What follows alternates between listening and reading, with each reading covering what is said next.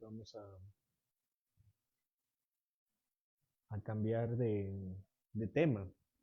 Bueno, vamos a cambiar parcialmente de tema, o mejor dicho, vamos a continuar con nuestros temas generales. Hemos estudiado la doctrina de Dios, donde estudiamos la Trinidad en general, pero con especial énfasis en la doctrina del Padre. Después estudiamos la doctrina del Hijo, o lo que se conoce como Cristología. Y ahora vamos a estudiar la doctrina del Espíritu Santo, que se le conoce, esto lo voy a escribir porque es más difícil.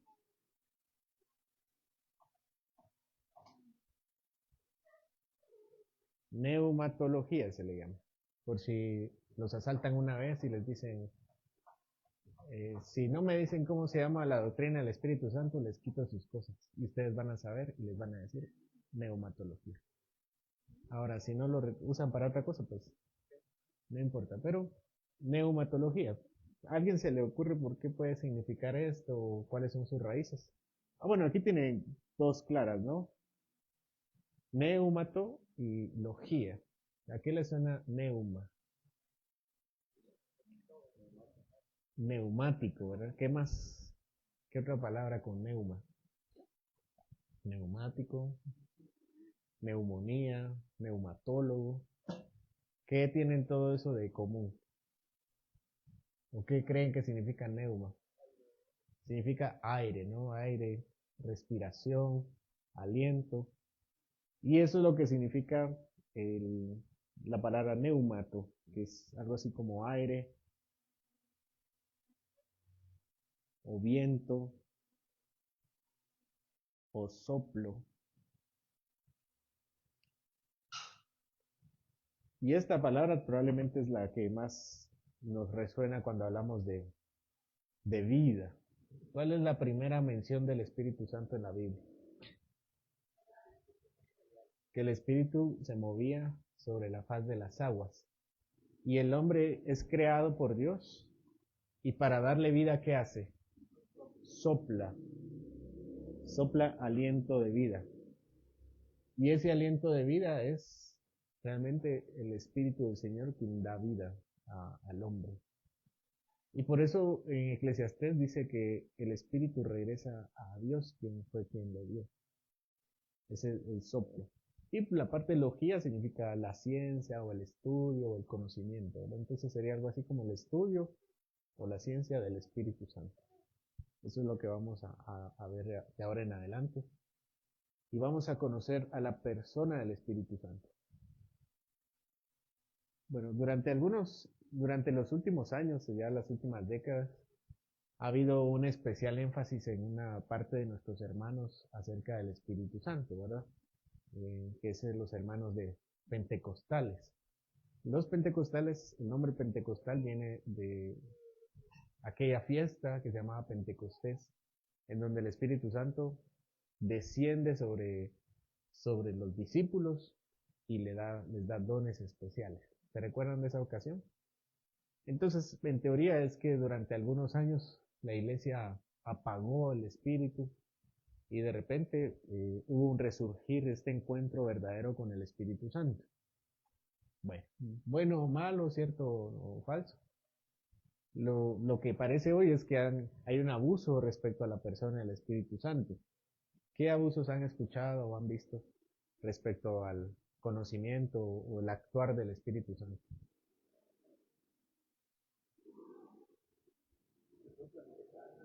Que soplan y se caen, ¿verdad? ¿Qué más? Solo uno.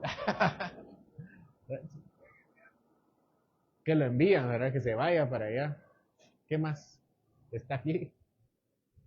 ¿Qué más? Ajá. Por ejemplo. Eso es.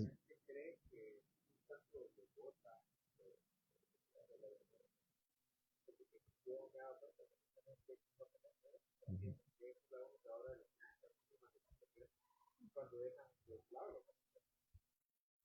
Creo que diste cabal en el clavo y a donde quería llegar. El abuso del conocimiento del Espíritu Santo y de la persona del Espíritu Santo está en el abuso de su obra, con todas las manifestaciones y los dones que supuestamente da el Espíritu Santo, ¿verdad? Todos los dones de lenguas, supuestamente, ¿no? Pues yo no soy Dios para saber si todos son falsos, pero por ejemplo aquellos que dicen, perdón si no me entienden, ¿no? Trabasaya.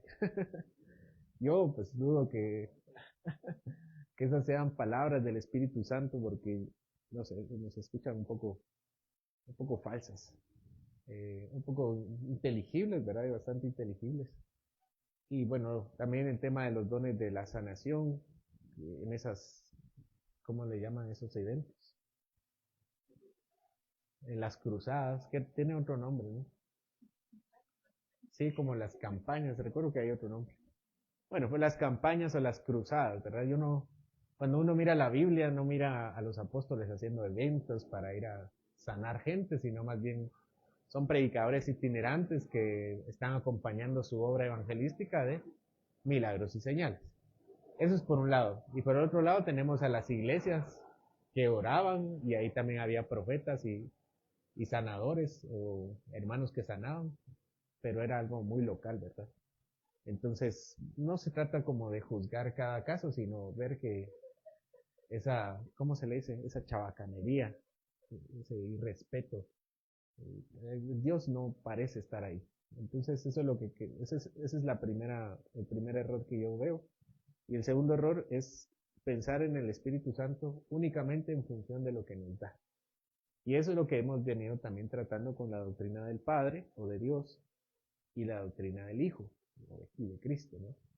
Que es, nosotros vamos a estudiarlo en segundo lugar por lo que Él nos da, pero en primer lugar por quién es Él, ¿sí? Por quién es Él. En teoría deberíamos amar al Espíritu Santo, deberíamos hablar con el Espíritu Santo, deberíamos tener una relación con el Espíritu Santo. Vamos a ver eso a medida que avancemos, como lo hemos hecho a través del estudio de la teología de Dios y la doctrina de Cristo. Primero conocer quién es el Espíritu Santo. Y lo primero que debemos decir acerca de Él es que Él es una persona. Es una persona. Muchas veces se piensa en el Espíritu Santo como una, ¿qué cosa? Como una fuerza. ¿Qué otra cosa? Como un poder, como un poder. Y bueno, yo sé que todos aquí sabemos que el Espíritu Santo es una persona, pero miren su relación con el Espíritu Santo. Piensen en su relación con el Espíritu Santo. Muchas veces realmente pensamos que es, tal vez no en teoría, pero en la práctica sí lo consideramos como una fuerza o un poder. Es como la esposa, así la esposa, no, en las películas, ¿no? En la vida real. Pero viene la esposa y viene con el esposo y le dice, dame dinero, que quiere hacer esto y esto. Y después dame dinero y dame dinero y dame dinero. En teoría, la esposa sabe que él es su esposo, pero en la práctica lo trata como un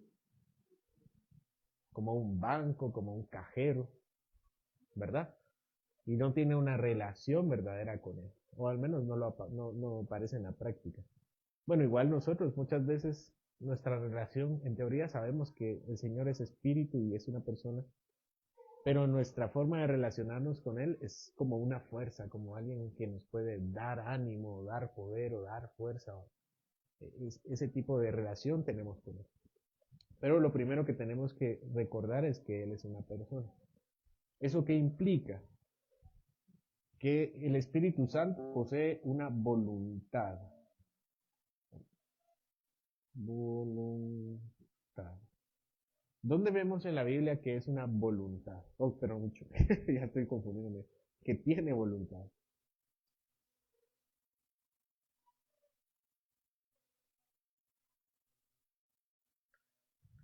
Vamos a 1 Corintios 12:11.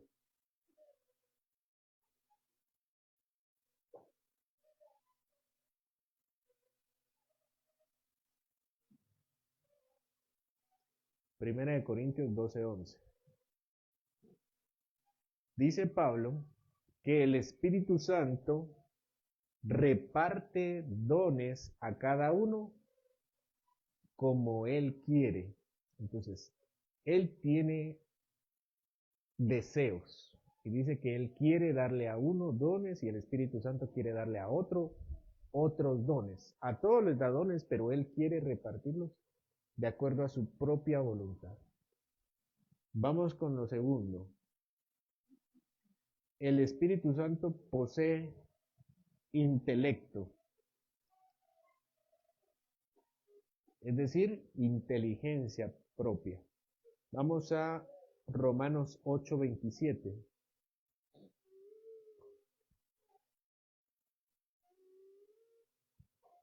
Romanos 8:27.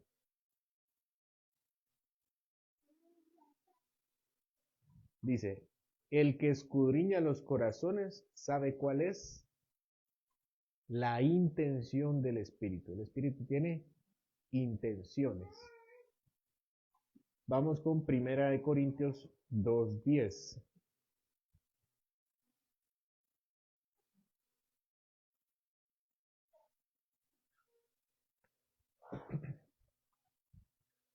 Primera de Corintios 2:10.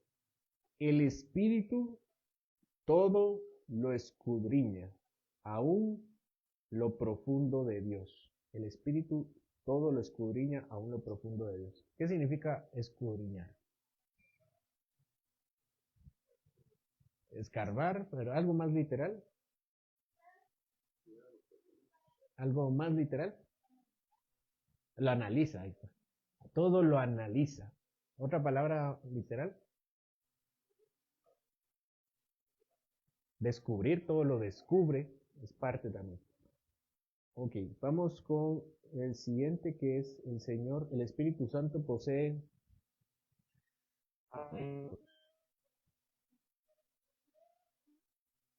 afectos.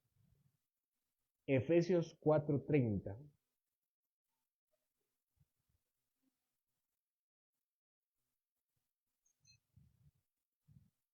Efesios 4:30.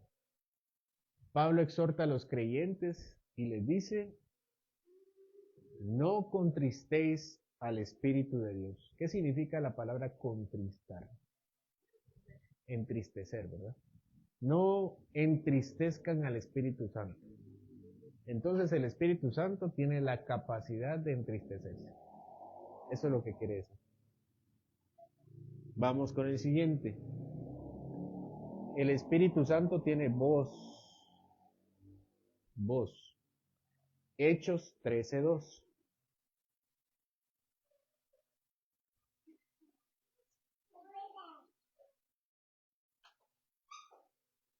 Hechos 13:2.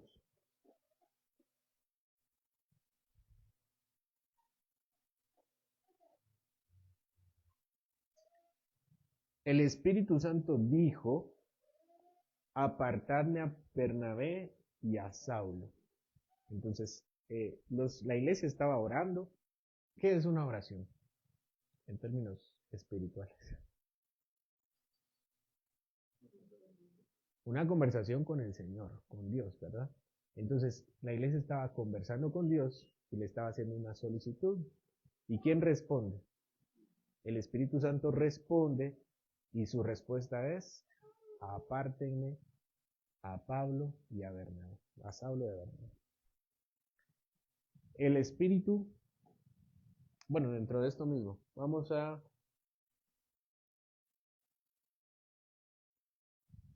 ponerlo como uno diferente. El Espíritu enseña. Juan 14:26.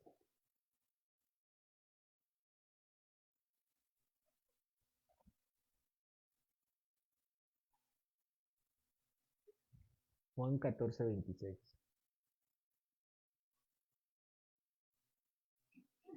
Bueno, todo el 14 nos dice que el consolador es el Espíritu Santo. Y el 14:26 dice, el consolador, Él os enseñará todas las cosas. Entonces, todos aquí tenemos un maestro.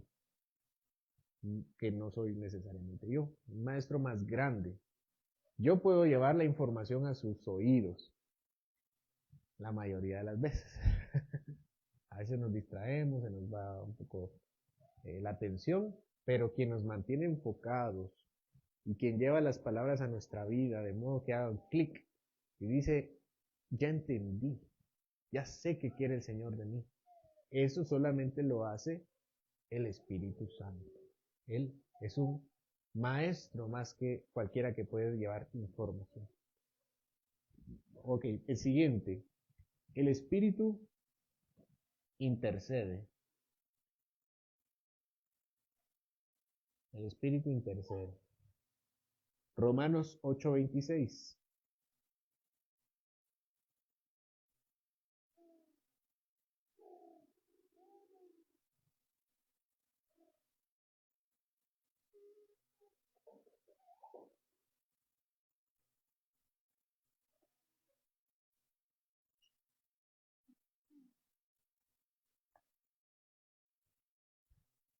Romanos 8:26. Dice, eso literalmente, ¿verdad?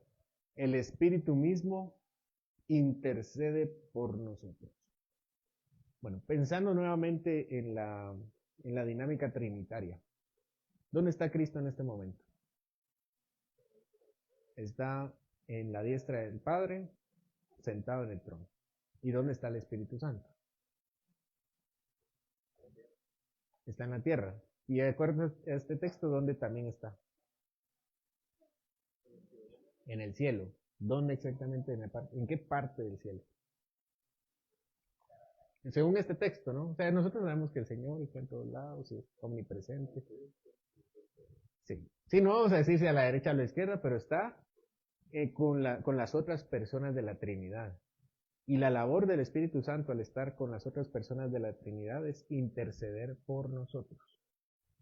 Pero no solo como quien, no solo como quien, no, cuando llegan a buscar al niño, no los amigos y tocan la puerta, dice, ¿será que dejan salir a Juanito? Y Juanito va con su papá y le dicen mis amigos que si puedo salir.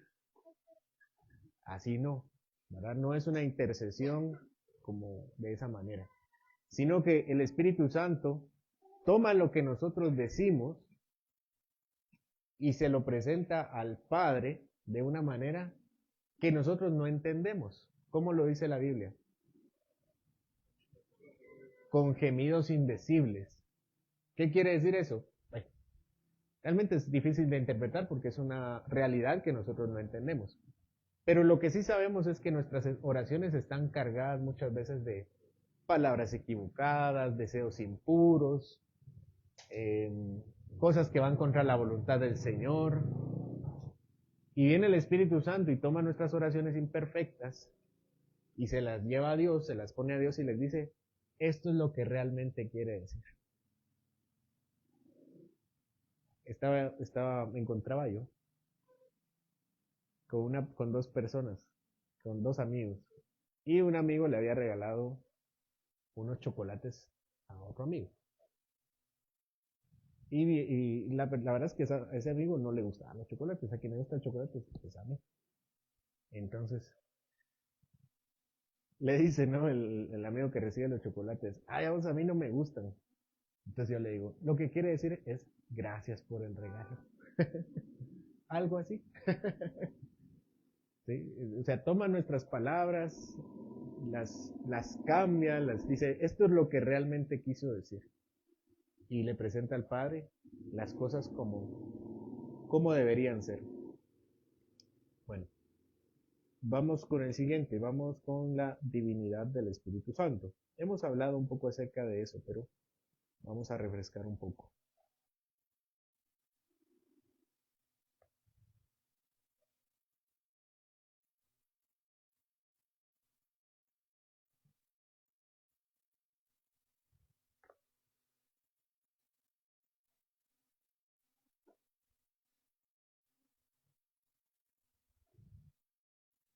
Okay, la divinidad del Espíritu Santo. Bueno, el Espíritu Santo, al Espíritu Santo se le llama Dios. No es solamente algo que tiene el Padre. Es Dios mismo. Vamos a Hechos 5, 3 y 4.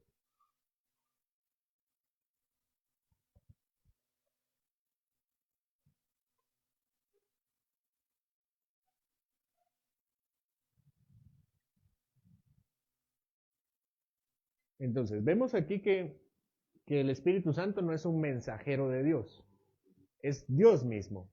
Hechos 5, 3 al 4 dice, Pedro le responde a Ananías, ustedes saben la historia, ¿no? Ananías vende una parte y dice que va a dar otra parte de ofrenda, y Pedro le responde a Ananías, ¿por qué llenó Satanás tu corazón para que mintieses al Espíritu Santo? ¿A quién mintió entonces? ¿A quién mintió Ananías, según Pedro? Al Espíritu Santo. Y después le dice, no has mentido a los hombres, sino a Dios. Entonces, lo que está diciendo es, mentiste al Espíritu Santo, mentiste a Dios. No nos mentiste a nosotros. Bueno, ahora vemos que el Espíritu Santo posee atributos divinos. Y son cosas que nadie más posee. Por eso en la primera, ¿se recuerdan de nuestra sección de los atributos incomunicables, aquellos atributos que Dios no da a nadie? Bueno, esos atributos que nadie más tiene sino Dios, los tiene el Espíritu Santo. Vamos a Hebreos 9:14.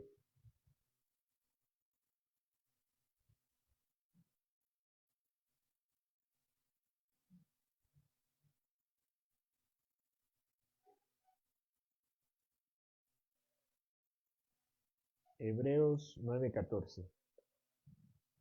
Aquí habla sobre la forma en que Cristo muere y dice Cristo, y al final, mediante el Espíritu eterno, se ofreció a sí mismo.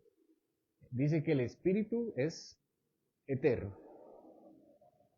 Siguiente, el Espíritu es omnipresente. ¿Qué significa? Que el Espíritu está en todos lados. Salmo 139:7. Ese es un atributo incomunicable, solo Dios lo tiene. Ningún ángel, ninguna persona, ni nadie. Salmo 139:7.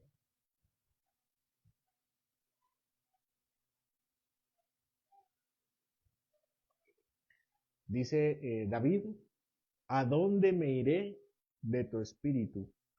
¿A dónde huiré de tu presencia? Ese es un texto que lo usamos para hablar sobre la omnipresencia de Dios. Y el texto dice, si me voy a tal lugar, ahí estás tú. Y si me voy al otro lugar, ahí también estás. ¿Qué más es el Señor? Es omnisciente. Todo lo sabe.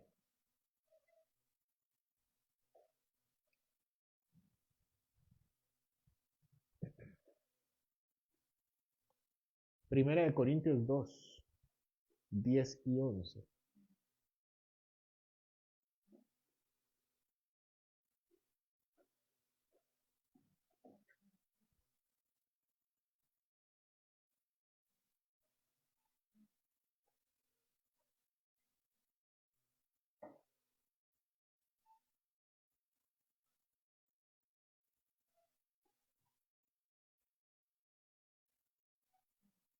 Primera de Corintios 2, 10 y 11. Dice el apóstol Pablo, el Espíritu todo lo escudriña, aún lo profundo de Dios. Como mencionamos hace un rato, dice, escudriñar es conocer, es analizar, todo lo sabe acerca de Dios. ¿Quién sabe todo acerca de Dios? Solo el Espíritu Santo, ¿verdad? Solo Dios mismo. ¿Algún hombre puede llegar a conocer a todo lo que es todo lo que es Dios? ¿Qué hace falta para conocer todo lo que Dios es? Ser Dios. ¿Y qué hace falta tener? Omnisciencia. O sea, conocimiento infinito, porque Dios es infinito. Y el único que tiene conocimiento infinito es el Espíritu Santo, porque es Dios. Bueno, también el Espíritu Santo es creador. Acompáñeme a Génesis, este lo tenemos más presente, ¿verdad? Génesis 1:2.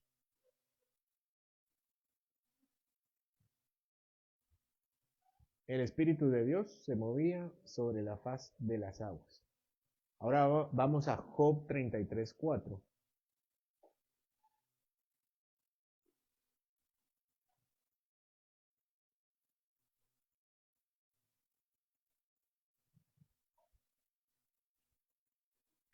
Job 33:4. Dice, el Espíritu de Dios, ¿qué cosa?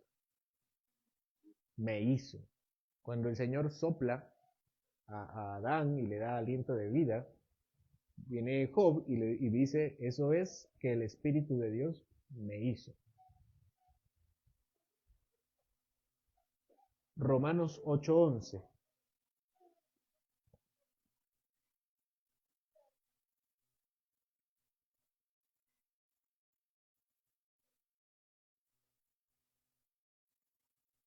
Romanos 8:11. Dice que el Espíritu dará vida también a vuestros cuerpos mortales. ¿Qué es lo que Pablo está diciendo acá? Dice que nuestros cuerpos mueren y que el único que tiene la capacidad de hacer que esos cuerpos que mueren vivan, vuelvan a la vida, es el Espíritu Santo. Y vamos al final, que es que el Espíritu recibe honor trinitario.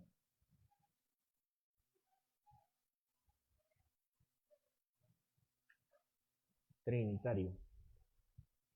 Mateo 28:19.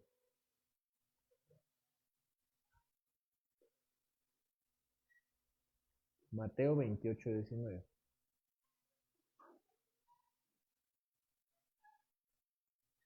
Dice, bueno, esto lo sabemos, ¿no? Jesús dice, toda potestad me es dada en el cielo y en la tierra, por tanto, ir y hacer discípulos de las naciones, bautizándolos en el nombre del Padre y del Hijo y del Espíritu Santo. Aquel que ha sido elevado a todo honor y del que ya vimos que es Dios también, tiene el mismo honor que el Espíritu Santo y el Padre. O mejor dicho, el Espíritu Santo tiene el mismo honor que el Padre y el Hijo. Segunda de Corintios 13:14.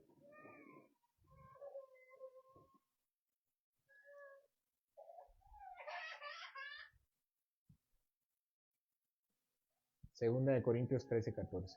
Dice, la gracia del Señor Jesucristo, el amor de Dios y la comunión del Espíritu. Nuevamente está en una fórmula trinitaria.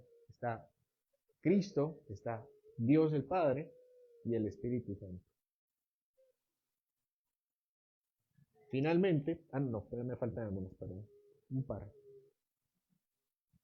El Espíritu es identificado como Señor.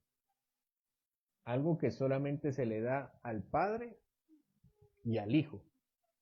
Segunda de Corintios 3:17. Segunda de Corintios 3:17. ¿Qué dice? Eso está bien fácil.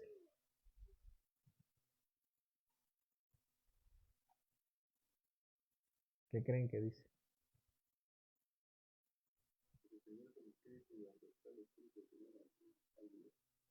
El Señor es el Espíritu.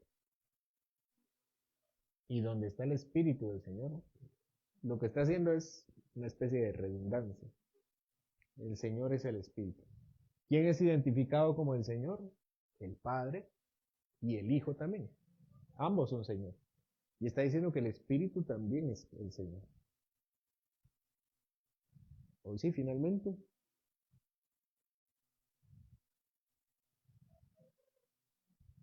El Espíritu Santo puede recibir el pecado de la blasfemia.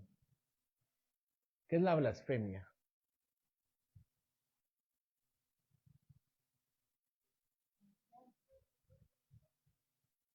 Sí, eso es parte, eso implica la blasfemia. ¿Y qué significa la blasfemia? ¿Cuál puede ser una definición? No quisiera que asumamos que todos saben. Maldecir, ajá, ¿qué más? Deshonra, ¿una qué? Una negación, sí, lo que dijo el mal, ¿verdad?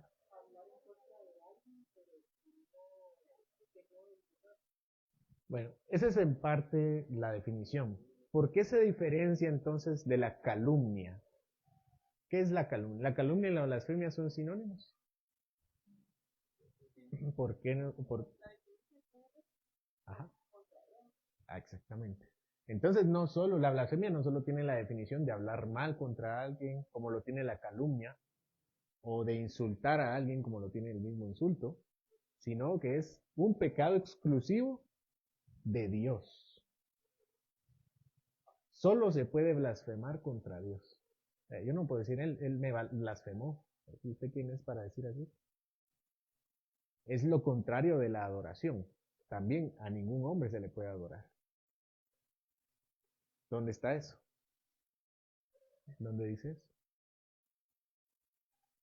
¿Recuerdan? Mateo 12:31.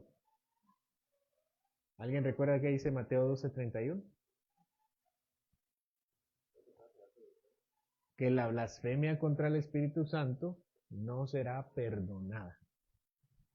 Nuevamente, los pecados más grandes siempre son los cometidos directamente contra Dios. Y está diciendo que ese pecado justamente es el que no será perdonado. ¿Por qué creen que no será perdonado?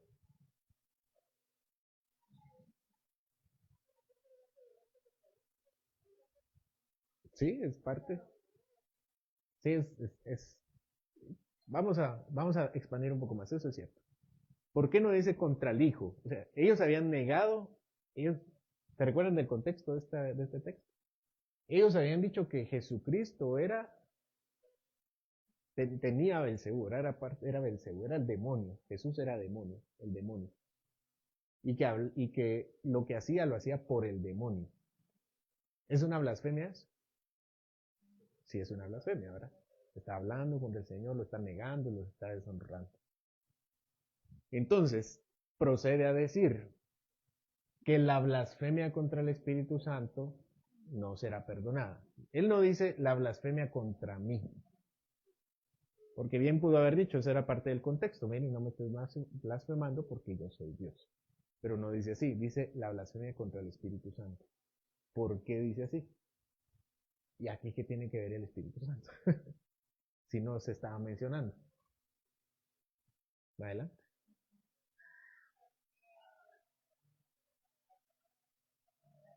Exactamente. Porque una de las labores, como veremos más adelante, del Espíritu Santo es que Él nos da el convencimiento de pecado. Y eso es algo que no dan, de alguna forma no lo da ni el Hijo ni el Padre, solo el Espíritu Santo. Entonces yo lo que estoy haciendo es justamente hacer aquello que me impide cualquier tipo de perdón. Imaginen, voy a tratar de dar un ejemplo, nuevamente recordando que la teología es solo por comparación. Imaginemos que alguno de ustedes tiene una deuda con el banco. Espero que no tengan ninguna deuda con el banco. Y si no, la paguen. Y entonces, tienen una deuda, ya están morosos, y ustedes vienen conmigo y me dicen, José Luis, perdóneme la deuda. ¿Qué voy a decir yo? Mire, yo lo perdono, ¿verdad?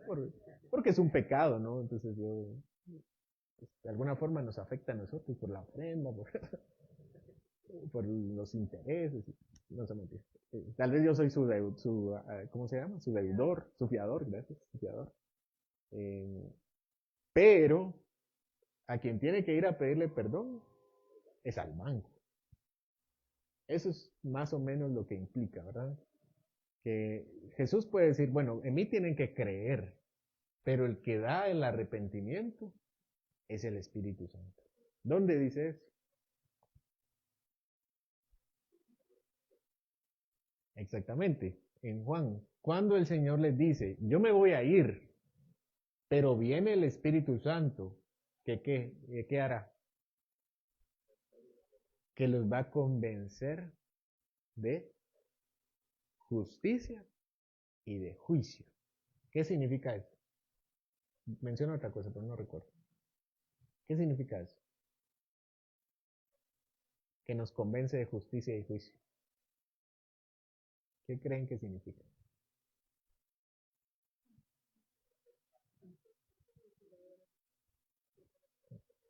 ¿Y el juicio? ¿Por qué lo menciona? Exactamente. Que hay un juicio, que nosotros somos reos de ese juicio, que vamos a perecer en ese juicio, y entonces Él nos da el arrepentimiento. Por aquí lo tengo.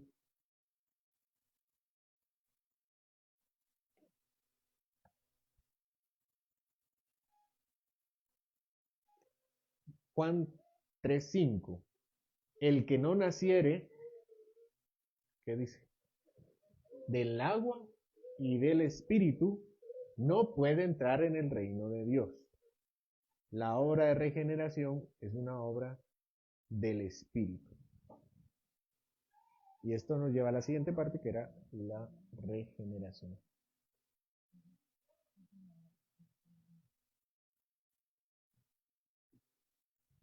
Finalmente, es el espíritu quien da la inspiración. Inspiración. Dislexia. De eso sí fue dislexia. Inspiración. Ya me preocupé. Inspiración. Vamos a Segunda de Pedro 1:21. Juan 3:5. Segunda de Pedro 1:21. Dice Pedro, los hombres hablaron siendo inspirados por quién? Por el Espíritu Santo. Vamos a hacer una pequeña distinción. Solamente es una distinción para no equivocar. Si ya se equivocaron, pues no importa tanto. Nosotros distinguimos entre inspiración y iluminación.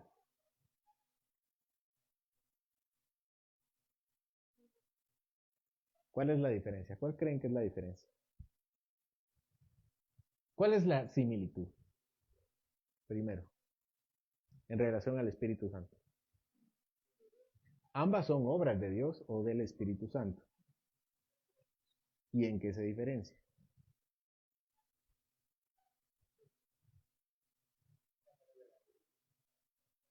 Sí, uno, más que de la Biblia, de la palabra de Dios.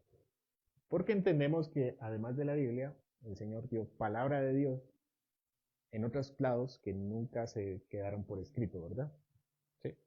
Las profecías de Jonás, por ejemplo, las conocemos, o hay un montón de cosas que no sabemos que se dijeron, pero Dios las dio. Entonces, la inspiración es el Espíritu Santo poniendo en boca de los profetas y de los apóstoles, en general de los profetas, sus propias palabras. ¿Y qué es la iluminación? Es entendimiento. Es el entendimiento que Dios me da. Entonces, si ustedes dicen, vamos a ver, yo no sabía esto, que tenía que hacer esto, y ahora al leer la palabra yo me di cuenta que es lo que tengo que hacer. Eso no es inspiración, eso es iluminación. ¿Verdad? Son palabras técnicas, pero nos distinguen conceptos importantes. Que no es que el Señor haya puesto en nosotros las palabras exactas, sino simplemente nos está guiando por el camino. Puede ser que nos equivoquemos, puede ser que sea cierto. Adelante.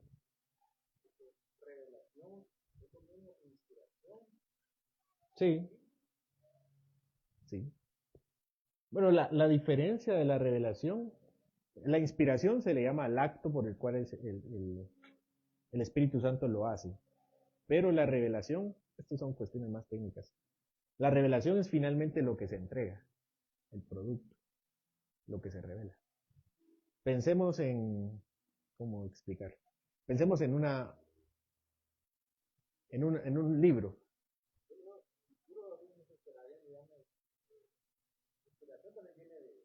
De soplar, exactamente.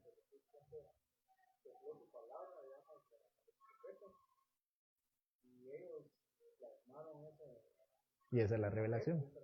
Sí, así, así. La inspiración es el medio, es la obra del Espíritu Santo, y la revelación es lo que se entrega, el producto exactamente. Por eso le decimos a la palabra la revelación. Aunque a veces nosotros decimos el Señor le reveló, para referirse también a la forma.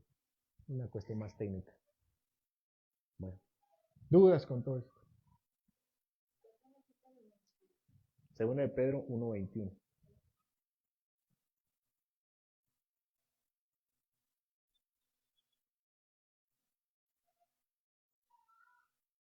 Ok, vamos a finalizar. Vamos a empezar a cerrar.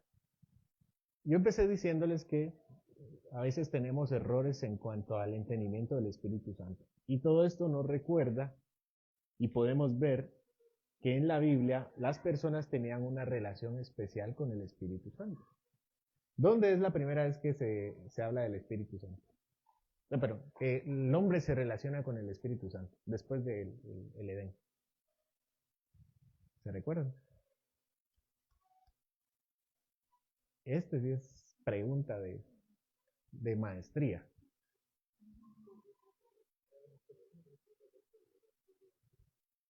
¿Recuerdan las historias?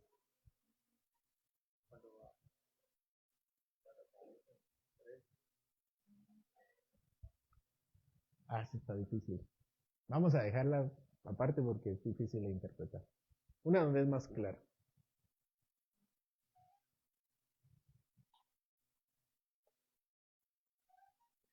Cada vez que se menciona a Dios, ahí está el Espíritu Santo, ¿verdad? Eso queda claro. Pero el Espíritu Santo relacionándose especialmente con los hombres, con un hombre. ¿Con quién fue? Antes, después. En medio, todos los nombres. Juan. Con José. ¿Qué hace con Josué? Con José, perdón.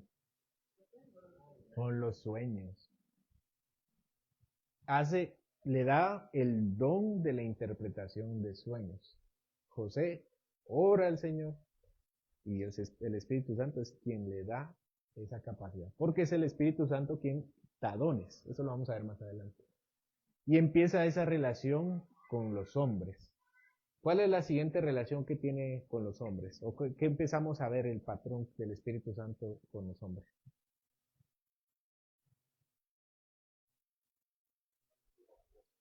La inspiración es una. Es el Espíritu Santo quien revela. ¿Qué otro tipo de relación? Sí, esa es parte. Es que el Espíritu Santo que desciende sobre los hombres y los capacita, los autoriza y los capacita. ¿Dónde vemos eso en la Biblia? Con Sansón. ¿Qué dice de Sansón?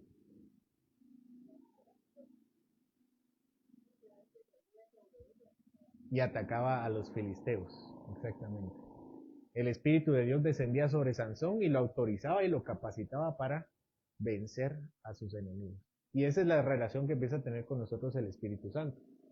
Finalmente desciende sobre un hombre de forma permanente. ¿Quién es ese hombre? Jesucristo. Desciende sobre él. Dijimos que Juan es el sacerdote que lo unge como el Señor, pero Dios el Padre unge al Hijo con el Espíritu Santo y lo autoriza para hacer la obra del ministerio. Y lo acompaña y hace milagros, como hacían milagros los profetas por medio del Espíritu Santo, sean proezas por el Espíritu Santo. Y después se va y el mismo Jesús que tiene el Espíritu Santo sopla sobre sus discípulos y les dice, esperen a que venga sobre ustedes el Espíritu Santo. Y esperan, y después en la fiesta de las semanas, Pentecostés, desciende nuevamente el Espíritu Santo sobre los discípulos y empiezan a hablar en lengua. Y ahora es el Espíritu Santo el que está con nosotros, que es nuestra relación con Dios. Si bien tenemos una fraseología, nuestro cristianismo, que es que Jesús vive en nuestro corazón, tal vez una forma más bíblica de entenderlo es entender que es el Espíritu Santo que está en nosotros, que Él es nuestra puerta Si Jesús es el camino, digamos que el Espíritu Santo es la puerta al Padre, es nuestra relación con el Señor, que es lo que Cristo nos ha dejado. Finalmente es una obra trinitaria. Entonces, el Espíritu Santo tiene una relación íntima con nosotros, de una forma que nosotros no entendemos. Cuando Moisés estaba en el desierto y el pueblo alterca contra Moisés y lo maldice, le hacen una pregunta, porque el alegato de ellos es que Dios los había llevado al desierto para matarlos de hambre y de sed. ¿Qué pregunta le hacen? ¿Qué pregunta hacen al cielo de forma de blasfemia? ¿Está Dios entre nosotros o no? ¿Cuál es la respuesta de Dios en la Biblia?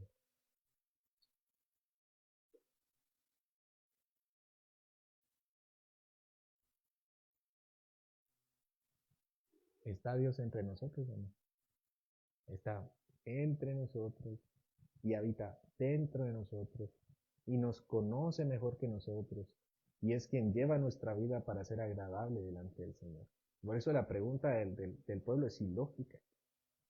No solo está entre nosotros, está en nosotros.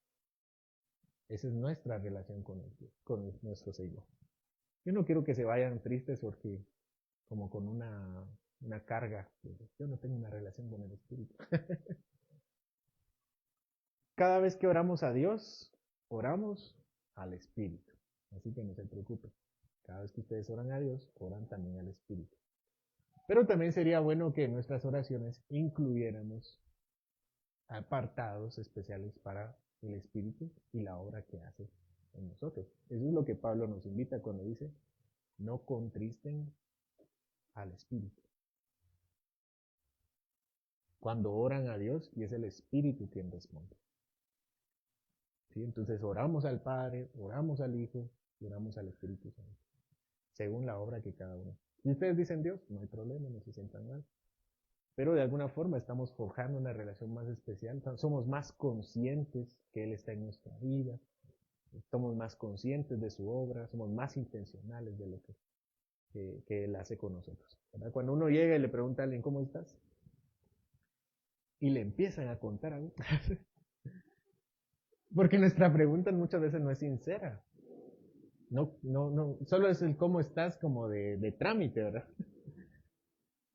Pero si ese cómo estás estuviera cargado de una intención real de cuénteme qué es de usted, entonces uno le pone atención y dice, qué bueno que me está contando porque eso le pregunté.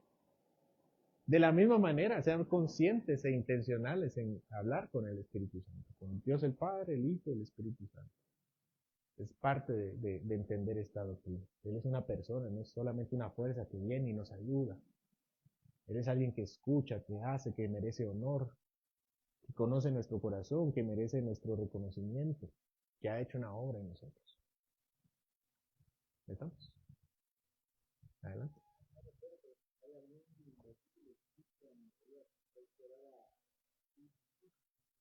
No. ¿Por qué oramos al Espíritu? ¿A quién hay que orar? A Dios. Y ahí está Cuando decimos Jehová, por ejemplo, ¿a quién nos estamos refiriendo?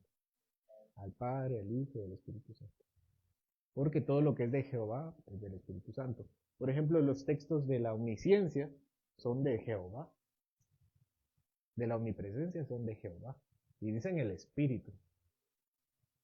Entonces, si bien no se ora en el Nuevo Testamento al Espíritu Santo, cuando decimos en general Jehová o Elohim, yo sé que ustedes no oran así, pero implica el Espíritu Santo también. ¿Alguien más?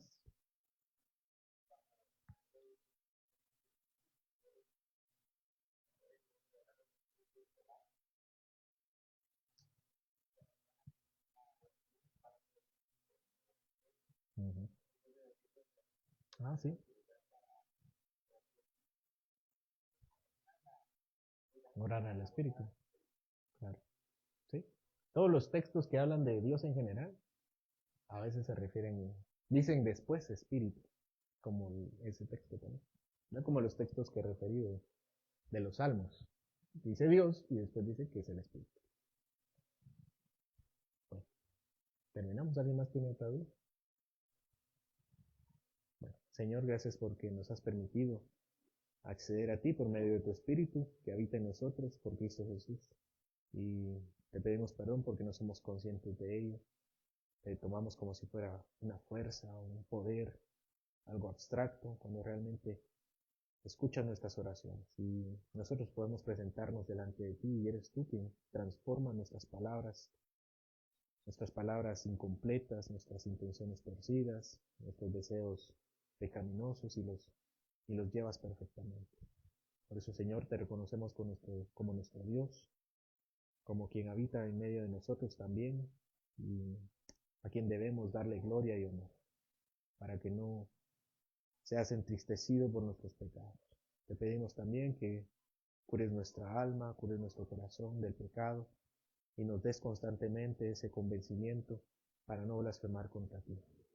Todo esto, Señor, te lo pedimos para seguir adelante, que tu habitación en nosotros sea para que seamos discípulos perfectos de tu nombre. Por el nombre de Cristo oramos. Amén.